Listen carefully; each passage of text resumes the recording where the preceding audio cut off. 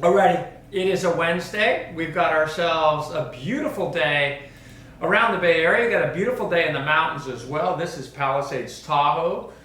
Just got off the phone with Hudson up there. He's been skiing his brains out.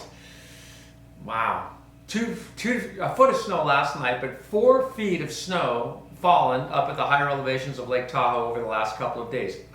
I can't tell you how much this helps the 8-station index, what we looked at earlier this week, the potential for snow in the mountains to run off as capturable water in the spring. And so we're already doing great for the northern part of the state, Lake Oroville, Lake Shasta, over 100%. But this is going to stick us beyond that. So just a really, really great, beneficial event, because the rain that came down was manageable water, right? Quarter inch, half inch. I'll show you some of the numbers coming up. But the rain that came down was capturable. It wasn't like this deluge of in high elevation snow. This was low elevation snow that is stuck up in the mountains for the next few months anyway, that will trickle down as usable reservoir irrigation water. So it's awesome. It's awesome. Can't say enough about that. We can loop this. I think I can. Yeah, I can loop this. This is Mount Shasta. We haven't done Shasta in a while because, as you know, it has been kind of cloudy up there. And so we're going to go through time here. Let's see if it'll go. There it goes. Ooh, dramatic. Like the mountain is kind of like right there. So every once in a while we may see it. Let's see if we can see it. There it is. Oh, look at that. Awesome. Got a peek of it. Mount Shasta up over 14,000 feet. Northern part of the state. And just a beautiful day. And they got snow. I'm talking 4 to 5 feet of snow in that watershed. So significant event for California in terms of just water and how we're going to do. Okay, I always feel bad because I feel like I go too quick over this page, because I know when I'm looking at TV, which I don't do much anymore, but when I was looking at TV more, they go over the rain totals too quickly. Because you want to see, I don't know about, I'll bet you guys, most of you guys have rain gauges, I'm guessing. More, or not most, but many. So these are some of the rainfall accumulations over the last 24 hours. Marin County, 0.04. East Bay Hills in Berkeley, 0.3, 3/10 of an inch. I'm going to back out a little bit and let you kind of peek at some of these numbers and just set you up for what's to come the next couple of days. We have temperatures today in the Bay Area are going to be in the low to mid 60s. Temperatures tomorrow in the Bay Area, upper 60s. Temperatures on Friday and Saturday into the 70s.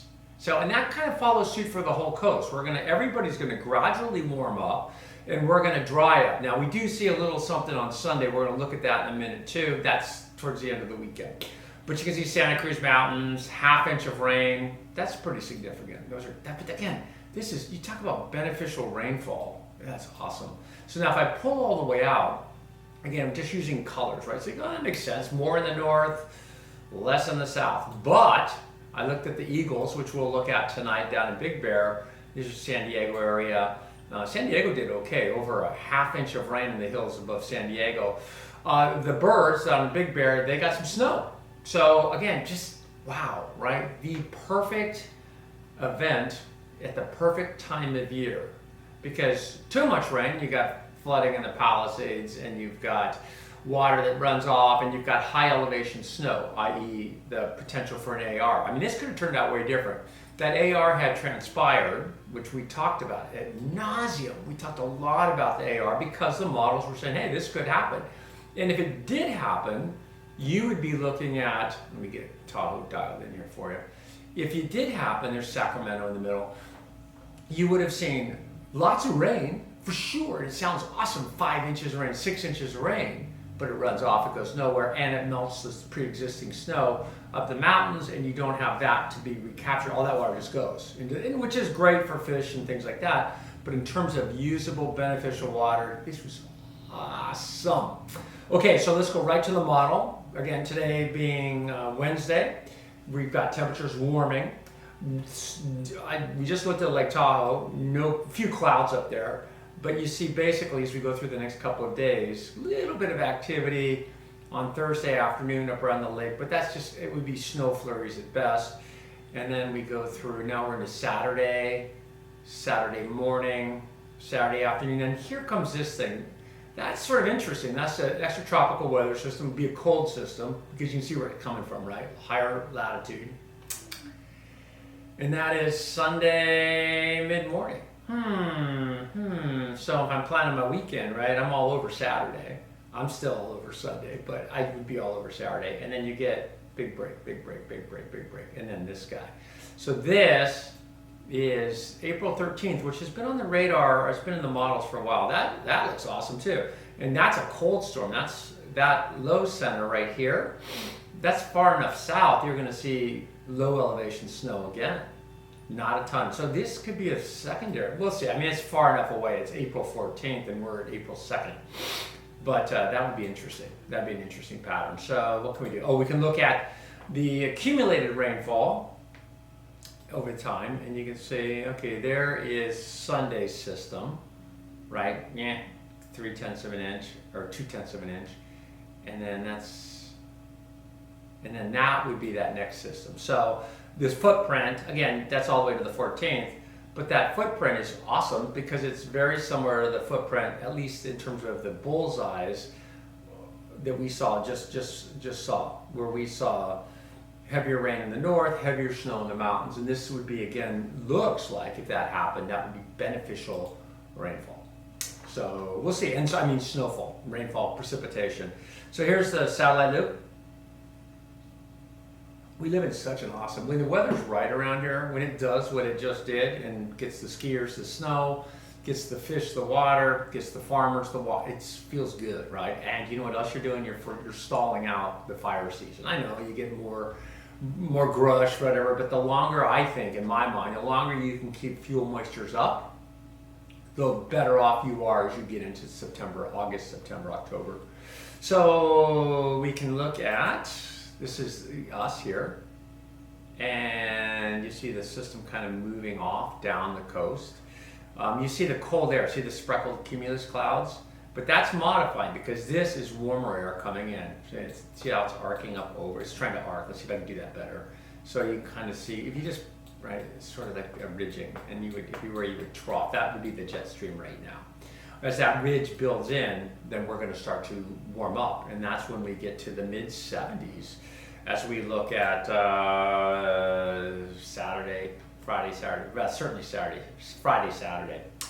Okay, so let's do a national thing. Okay, so here we go. They're definitely, let me see if I can make that a little bigger. Yeah, like that. They're definitely in this part of the country are setting up for it. You can see the texture, see the depth of that. Like, look at the whole satellite and go, like if you were just to look at the U.S. satellite right now, you go, where is their weather? You can go right there. You can go right there, right? I mean, there's weather everywhere, but in terms of what's the most dynamic, this. And you can see that line of cumulus clouds blowing up. This is infrared, but it still works. You can see the towering cumulus clouds, and that's coming in through Louisiana, Oklahoma, Arkansas, Illinois. And so we're going to get to that. So they got tornado watches, tornado concerns, severe weather concerns. This is the watches and warnings for today. And we can see, first of all, what do we got? Well, they got frost advisories, frost and freeze. I should mention that. It's going to be cool overnight, mid-30s for most of us tonight in the Bay Area, but you'll see some frost and freeze in parts of the far North Bay. Fire concerns here, and then this is these are the severe thunderstorm watches, concerns for tornadoes, wind stuff, the brown, and this is for today, but it continues a bit into tomorrow, and then you can see some stuff in the Northeast. So I'm flying to Chicago. I'm looking for potential delays. Atlanta's going to slow down a little bit as well. Chicago's going to be your big issue, I think, today in terms of your potential issue in terms of flight delays. Again, I'm such not the big flyer, but if I was, I'd be paying attention to Chicago. This is the forecast for tomorrow, and you can see in here these are tornado warnings and watches all the way up through here. So pretty aggressive stuff. Wow. Yeah, so that whole line, and we can go back, we can look at that again. That line and see where the red is? This is for tomorrow, but it still holds. So if we go back to here, where's their weather? I mean, that's why you go, oh wow, it's so hard to understand weather. Not really, because you can see the trough here, and you can see it digging out, but you can also see the development here. See those right there in that hook? Anytime you see that comma, you just barely see it there. Oh, you know what? Speaking of commas, we had a tornado warning yesterday up around Grass Valley, Nevada City, Brownsville, those areas, which I thought was fascinating. But we talked about that too, right? We go, oh yeah, today is the day for weird, severe weather. That was yesterday. It was a tornado, it was a radar indicated tornado up around Nevada City, Grass Valley, north into Brownsville. And that was showing rotation. And so you can use wind velocities on the Doppler radar out of Davis to go, oh, the wind's blowing this way, it's a shear. They could see the shear, the difference in wind speeds. And it wasn't, I don't think it was, I didn't see any visual reports, but the radar reported, and that's when that'll initiate a tornado warning. So not unusual, we get those. This is from Mount Tamalpais. Let's put a little loop on it. I think we've done the weather, so we know what's going to happen. It's going to warm up. The skiing is unreal. The surf's coming down. Next 3 days, groovy. It's going to be awesome. And this is how it looked this morning. And we're looking for Mount Tam. See a little surf along the coast. You can always check out the whitewater, right? You can see like right there. So the whitewater. That's decent size. It's not giant, but decent size.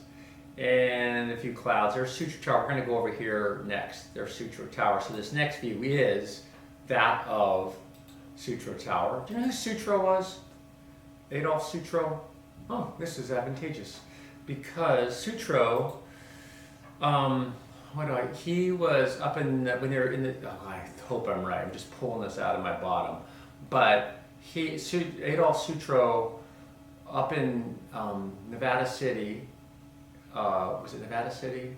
Oh my gosh, Virginia City, Nevada, the silver mines. And when they were digging, they found silver, Flood and all those guys found silver. These mines they're some of the richest mines in the world. And it was the second gold rush, if you will. Virginia City, awesome place to go. But they were digging into the side of these mountains, and they were getting deeper and deeper and deeper. And they were having issues with water, groundwater seeping in, so they couldn't mine the silver. Well, I hope this is right. I'll check it after the podcast, but I think I'm right. Sutro figured out a way to dig tunnels on the backside of these mountains to drain the water out so they could mine the thing. So anyway, Sutro was like a hardcore engineer, miner, tunnel guy. So Sutro opened Sutro Baths in San Francisco.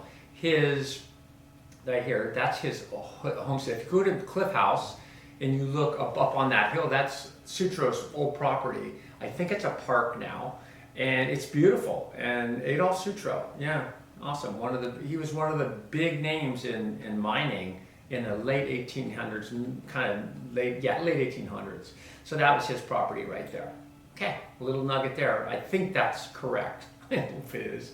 I was out here yesterday, or a couple of days, 4 days ago, it was Point Bonita. That's a little nugget. I was riding this bike ride from, you go, my favorite ride ever right now. I got this gravel bike. It's like you go over the Golden Gate Bridge, you go up through the headlands. They fixed that road, so now the Headlands Tourist Road is one way, and it's a bike lane that you can go up, big bike lane, and then you get to here, and you can go take the road down to here, and it's again a one-way road. It was closed for years. It's probably one of the prettiest bike riding roads in the state. There you go, one of the prettiest bike riding roads in the state. There's Mount Tam, and again, we're over at Sutro. Okay, so just little nuggets. I'm stoked for today because it's so nice looking. This is Santa Barbara. It's everything you think it is. It's beautiful. Santa Barbara today will be in the mid-60s. Tomorrow they'll be in the upper 60s, and they're going to hover upper 60s, low 70s right through the Bay Area weekend until that Sunday system gets here. We will move on to Wilshire Boulevard. I kind of like this camera. I don't know if this loops or not. Let's see. This is down by Malibu. You see the sun moving, and you see one of the things at Point Mugu right here. See Point Mugu? and there's good surf in here on South Swell. That's Surf Riders Beach and stuff, but that's a really good break. But what you have to realize is, essentially right now you're looking west, right? So when swells come in out of the northwest, which is this time of year, they get blocked by the point. So they don't get a ton of surf. Like there's Topanga, I've surfed there a few times. This whole coast, it's unreal when the south hit, but it's hard to get a northwest swell in here because of Point Mugu and Point Conception. So for what that's worth, temperatures in Southern California today, that's Franny. Temperatures in Southern California today will be in the 60s, tomorrow in the low 70s, and then Saturday, Sunday in the mid 70s. And then we're back on the mountain because it's just that kind of day. A little foggy up in Heavenly Valley right now. Like I say, 2 to 4 feet of snow, wind gusts. I was looking at some of the wind gusts up there over the last couple of days, up to 100, 120 miles an hour up at Palisades. And then again, it's not inclement weather, it's just foggy weather. I know. So whenever I hear, this is North Star. So Franny's barking, which is interesting because, do you remember during the COVID thing? I'll never forget this, because I had a cat. Remember Molly? I had a cat that used to sit on this was where I did weather for 2 years when we shut down. We broadcast from home. And that's when I got the bright idea that this would be fun to do, because it's way more fun to do without somebody telling me how long I have to talk or whatever. Probably better, but anyway, it's more fun for me to do this. But anyway, everybody was broadcasting from home. So there was this Vallejo guy who was on a Zoom meeting. He was the mayor of Vallejo. I love this story. And I should look at live cameras from Heavenly, or from North Star. His cat was on the table too. And the cat bit him, and he grabbed the cat and flung it live on a Zoom meeting.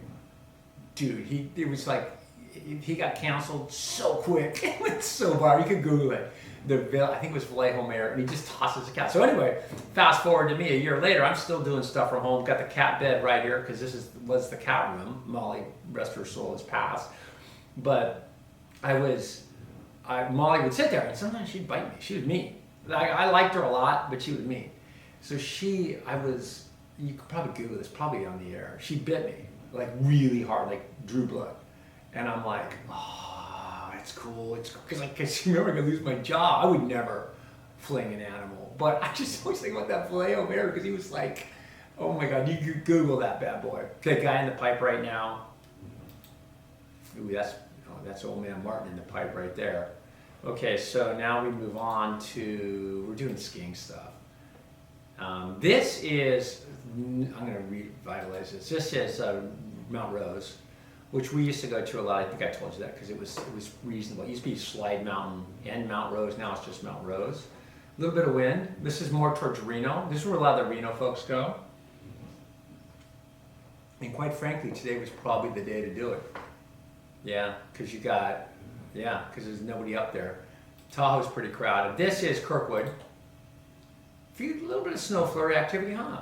Yeah, kind of sun, snow. What a day.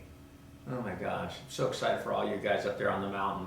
Again, Kirkwood got 3-4 feet of snow at the top of their mountain. Just a foot overnight. Travel conditions to the mountains were sketchy yesterday. They're not so bad today. This is Ocean Beach. We're back to the surf, did the turf. Now we're looking at Ocean Beach, which is running probably 4 to 6 foot. Swell's gonna drop all day. Tides, not that big a deal today. And tomorrow, shouldn't say this, but I think I'm gonna go surf the beach tomorrow because I think the swell's gonna drop. Winds are gonna be kind of in the right direction tomorrow morning. So that's Ocean Beach. This is, this camera I just kind of locked into. This is Surfrider Beach, I think. Yeah, there's the jetty. This is Half Moon Bay, right? So out here, you can't really see it, but Mavericks is over here. Pillar Point Harbor is here. And it's, I've never really seen it good here, but I think we used to come up here on a south swell, and the swell would hit the jetty and bounce in, and then I think they call it Surfers Beach now. It's a really good learner spot, right? So you can check that out if you're learning. And it's a good place to go. And by the way, if you're learning to surf, don't go to the main breaks. Just go to a place like this and just sit, kind of wade out, get waist deep, and just keep turning around and going on these things. And you're not going to get like a Honolulu Bay, Steamer Lane kind of wave, but you're going to learn how to surf. And you're going to be super excited when you do get one of those waves. But a lot of times folks come out and they'll paddle out like this spot. They'll paddle out because everybody's surfing, I'm going to go surf too. But you're really kind of just getting in the way if you can't surf, because you got to learn how to do this. And these guys, even though these guys are sitting on the side and they're not super alpha, they know how to surf. If you're just learning how to surf, it doesn't come overnight. Surfing will take you a lifetime to get good at. There's a lot that goes on with it, and one of the things that goes on with it is fitness. And if you're not fit, you can't surf. Sorry, you can't. You just physically can't. It's really a difficult sport, especially when you're out. This is Sunset Cliffs, especially when you're in a place like Sunset Cliffs, because you're paddling just to get outside on a day like today at sunset. It's not big, but it's it's a lot of work. Okay, temperatures in San Diego, mid-70s. Let's go look at the Eagles. Babies got through the night. They got some snow.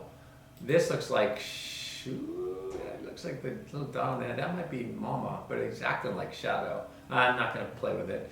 Some mud hens here. They're eating well. Looks snowy, looks windy. There are wind advisories in the hills up above. The babies are getting big, man. 10 to 13 weeks in the nest. And then they've already they did well last night with the snow because they have, their down is in. So I didn't know this, but remember that we did lose a baby chick a few weeks back during a big storm. But their down feathers aren't in. So it's like having a down jacket without the down in it, just just like the covering. And so you would get cold. But these babies now have their down, at least that's my understanding. That looks like Shadow, actually. And the way I can tell too with Shadow, he's so gentle. Like, he's an awesome dad. I always tell my wife, I go, he's a better dad than I am, because he's like super patient, and he's careful. Like when he walks around the nest, he's super careful. Like you can tell it's not necessarily his domain. I don't know if that's fair to say. Maybe it is, and maybe I'm just conjecture. Okay, so let's go to Mount Shasta one more time. Kind of rambling today, but I don't mind. You're cool. We already did the weather, so you can't get mad at me for not doing the weather and making you sit through all this. This is more just, good times. Nature snacks, right? Oh, there's the top of the mountain. See it? Maybe it peeks through here at the end. Let's see. Mount Shasta, 3 to 5 feet of snow. Okay, and then I'm gonna try one last thing, and then I'm gonna leave. This wasn't working earlier. Let's see if it spins. No, it's not working. Okay, so, it is working. Dang, look at that. Yeah, 80. Traffic looks like it's moving. A lot of snow in the trees. And just awesome. Let's do one more. Let's take a look at down in town a little bit. Let's see what we got here. This is down towards Truckee on 89. And traffic's moving good. It's a day, man. Everybody's frothy up there for sure. I will see you back here tomorrow. Weather looks awesome. Enjoy.